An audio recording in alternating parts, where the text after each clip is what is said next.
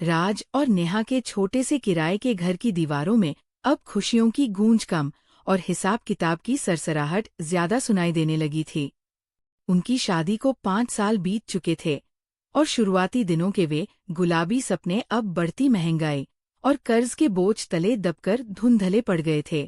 राज एक साधारण सी कंपनी में दिन रात एक कर देता, लेकिन महीने के आखिर में जब हाथ में तनख्वाह आती तो वो पानी की तरह उंगलियों के बीच से फिसल जाती। बिजली का बिल, मकान का किराया, बैंक की किश्तें और रोजमर्रा के खर्चों की वह लंबी सूची किसी अजगर की तरह उनकी शांति को निगल रही थी। हर सुबह जब राज दफ्तर के लिए तैयार होता तो उसके चेहरे पर उत्साह नहीं बल्कि एक अनजाना सा डर होता था। नेहा भी घर के खर्चों में कटौती करते करते थक चुकी थी। वो जो कभी छोटी छोटी चीजों में खुशियां ढूंढ लेती थी, अब बस कैलकुलेटर पर उलझकर रह गई थी।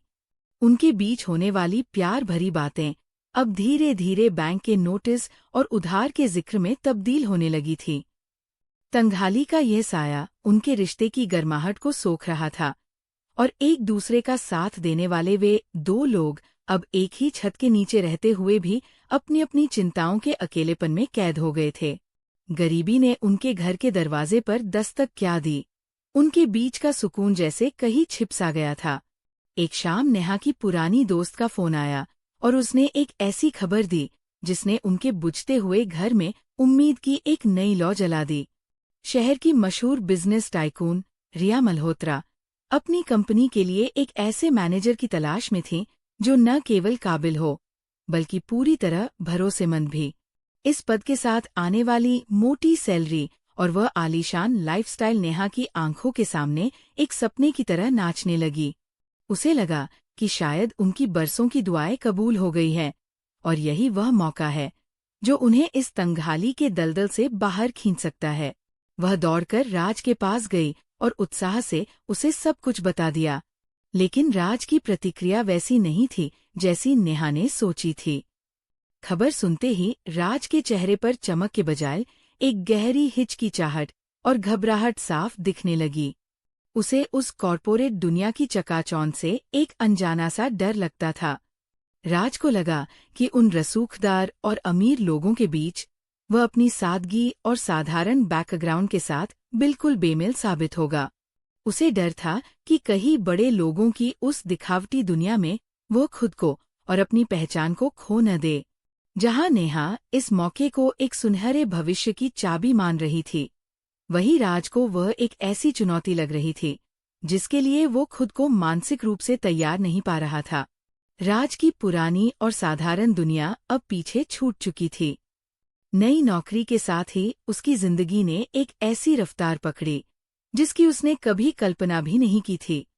अब उसके दिन धूल भरे बस स्टैंड या साधारण दफ्तरों में नहीं बल्कि शहर की सबसे ऊंची और आलीशान इमारतों के कांच वाले ऑफिसों में बीतने लगे थे।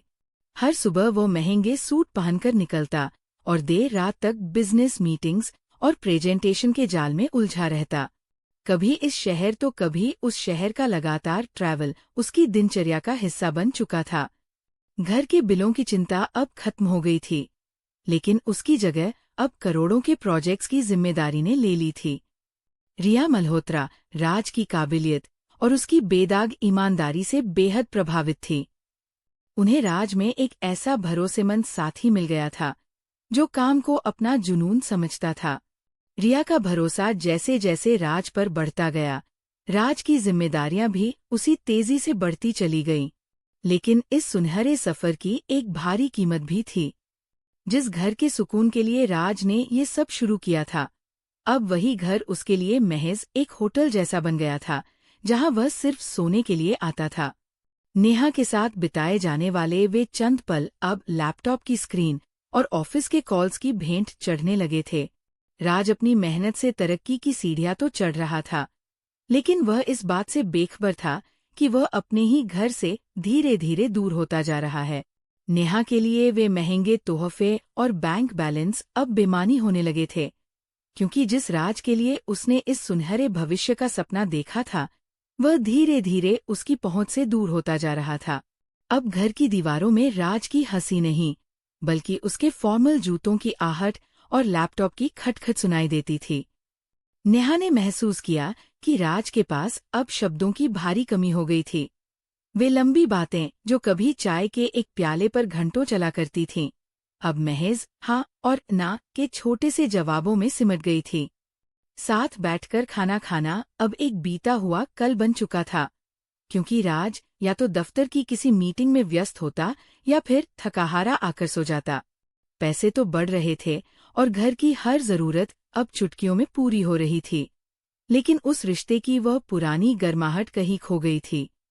नेहा को महसूस होने लगा कि वह एक ऐसे महल में रह रही है जहां सुख सुविधाएं तो सब हैं, लेकिन सुकून कहीं नहीं है। फोन कॉल्स अब सिर्फ जरूरी जानकारी देने तक ही सीमित रह गए थे। राज की दुनिया अब रिया मल्होत्रा के बड़े प्रोजेक्ट्स और अंतर्राष्ट्रीय क्लाइंट्स के इर्द गिर्द घूमने लगी थी, और उस दुनिया में नेहा के लिए जगह छोटी होती जा रही थी। नेहा की आंखों में अब वो चमक नहीं, बल्कि एक गहरा अकेलापन था, क्योंकि उसे समझ आ गया था कि उन्होंने गरीबी तो पीछे छोड़ दी है, लेकिन इस रफ्तार में वे एक दूसरे को भी कहीं पीछे छोड़ आए हैं।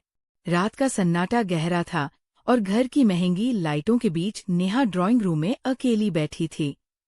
हाथ में पुरानी धूल भरी एल्बम थी, जिसके पन्ने पलटते हुए उसकी आंखें नम हो गईं।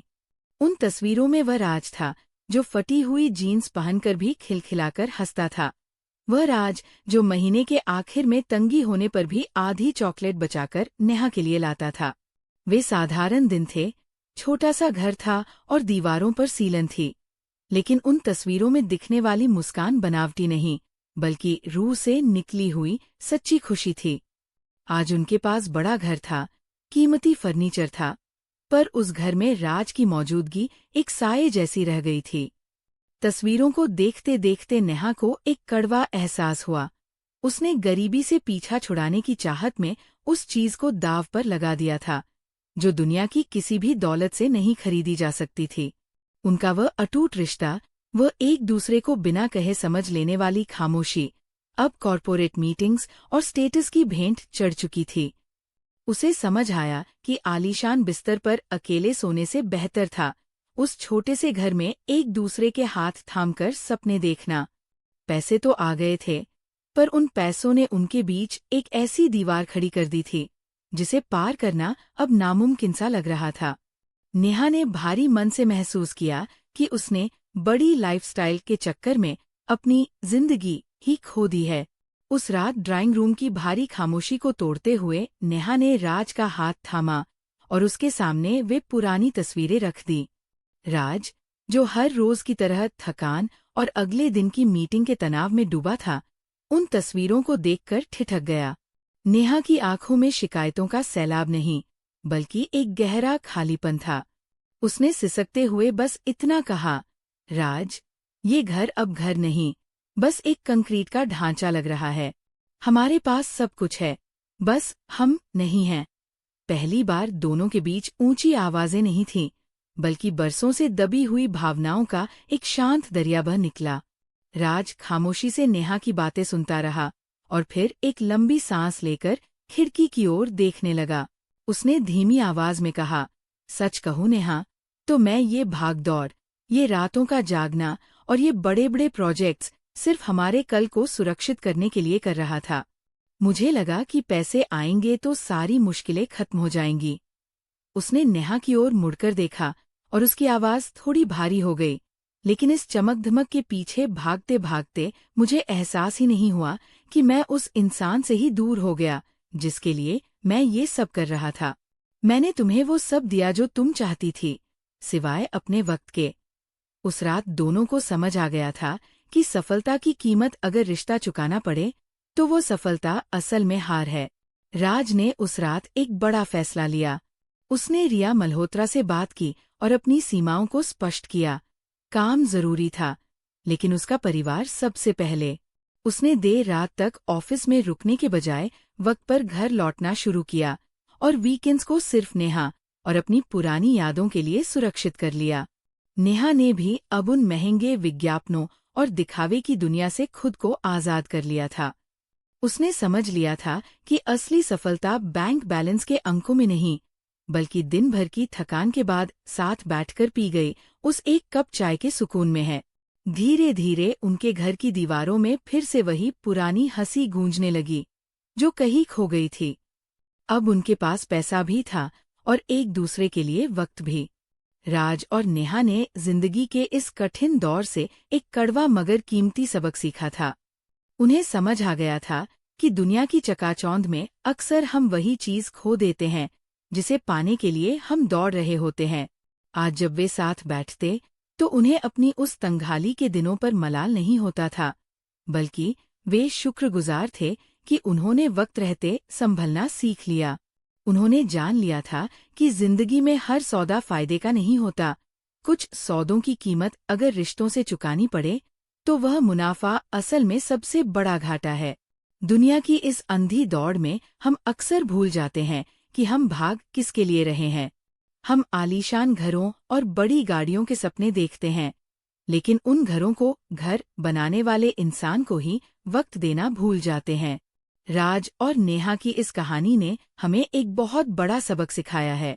पैसा आपकी जिंदगी को आसान तो बना सकता है, सुविधाओं से भर सकता है, लेकिन उन रिश्तों की गर्माहट ही होती है जो उस जिंदगी को वास्तव में खूबसूरत और जीने लायक बनाती है।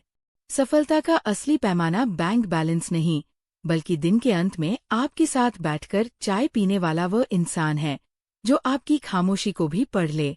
अगर आपको मेरा कंटेंट पसंद आता है तो कृपया मेरे चैनल को सब्सक्राइब करें और बेल आइकॉन दबाना न भूलें ताकि आपको आने वाले सभी नए वीडियो सबसे पहले मिल सकें। धन्यवाद।